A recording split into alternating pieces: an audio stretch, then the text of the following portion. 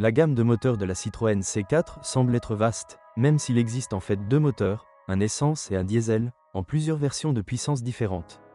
À commencer par le groupe essence, il s'agit d'un moteur 1.2 PureTech d'une puissance de 100 à 156 chevaux. Dans la version de 130 chevaux avec 230 Nm de couple, la voiture est assez vive et se comporte bien dans pratiquement toutes les conditions.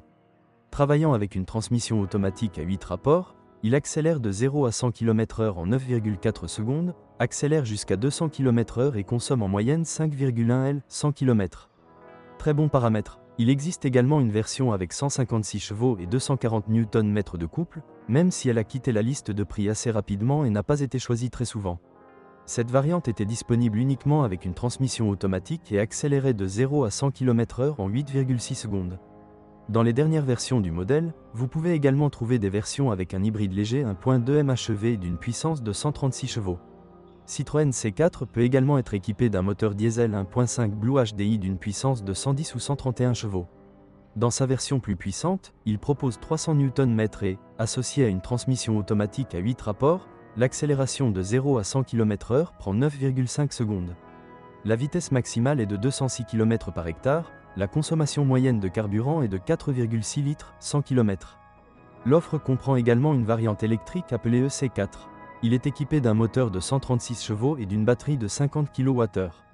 Cela se traduit par un sprint de 0 à 100 km/h en 9,5 secondes, une vitesse maximale de 150 km/h et une autonomie déclarée allant jusqu'à 350 km. La version améliorée d'une puissance de 156 chevaux utilise une batterie de 54 kWh. Hormis les contrôles habituels pour les bosses et les dommages causés par le stationnement et les jantes en alliage pour les rayures et le contact trop étroit avec les bordures de trottoir, la Citroën C4 III ne présente pas de caractéristiques ou de problèmes spécifiques qui devraient être vérifiés avant l'achat. Même l'intérieur est assez résistant et dur, le charme des plastiques bon marché, même si une négligence à long terme aurait pu avoir des conséquences néfastes, par exemple le rembourrage des fauteuils et du canapé est difficile à laver.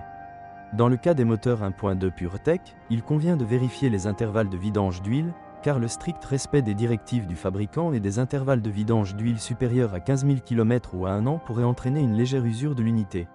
Sur les modèles équipés d'une transmission automatique, vous devez également vérifier la douceur des changements de vitesse, par exemple lorsque vous conduisez lentement dans un embouteillage.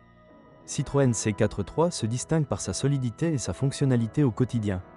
Bien qu'il n'offre pas les équipements et gadgets les plus modernes, il n'offrira pas une expérience de conduite sportive, son apparence fraîche et attrayante attire l'attention et son confort convainc même les personnes les plus exigeantes.